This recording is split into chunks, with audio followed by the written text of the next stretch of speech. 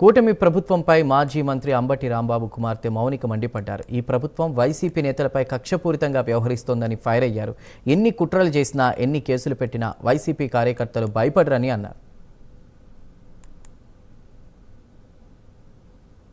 ఒక అనుమానం ఉందండి అనిత గారు, మీరు అసలు అన్నది అంబటి రాంబాబు గారినా లేకపోతే పరోక్షంగా లోకేష్ గారిని ఏమన్నా అన్నారా? ఎందుకంటే గతంలో ఆయన కూడా అలాంటి సైకిల్ చేయడం జరిగింది. మిమ్మల్ని తిరుపతి లడ్డూ విషయంలో అబద్ధాలు చెప్పమని ఏమన్నా ప్రెషర్ చేస్తుంటే ఆ ఫ్రస్ట్రేషన్ ని పరోక్షంగా మీరు ఆయన మీద చూపించినట్టు కూడా నాకు అనుమానం కలుగుతుంది. అలాగే ఈ సందర్భంలో మీరు గతంలో అమ్మ అనేటువంటి పదంలో కూడా ఎంత భూతర్థం తీసి మాట్లాడొచ్చు, ఎంత అశ్లీలంగా మాట్లాడొచ్చు అని చెప్పి మీరు ప్రపంచానికి తెలియజేశారు. చూసారా? ఆ ఘనత మీకు మాత్రమే చెందుతుందని కూడా నేను చెప్తున్నా. ఇవాళ మీరు తలదించుకునేటువంటి విషయం నేను ఒకటి చెప్తానండి. హోంమంత్రిగా మీ పోలీసులు ఎవరైతే ఉన్నారో మా వైసీపీ కార్యకర్తల మీద దాడి చేస్తుంటే వాళ్ళు ప్రొటెక్ట్ చేయకపోగా మిమ్మల్ని ప్రొటెక్ట్ చేయడానికి మాకు ఆర్డర్స్ లేవు అని చెబుతూ దొడ్డిదారి నుంచి పారిపోండని అంబటి రాంబాబు గారికి వాళ్ళు సలహా ఇచ్చారండి.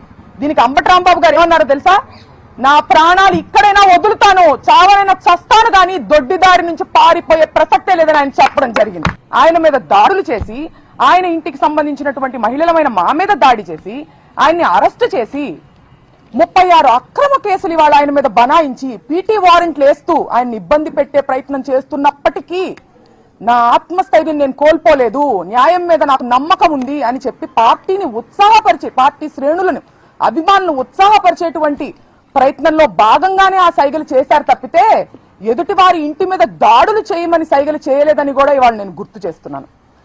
అసలు ఎందుకు తగ్గాలని కూడా నేను ప్రశ్నిస్తున్నాను. రెడ్డు బుక్కు రాజ్యాంగం ఇక్కడ జరుగుతుంది.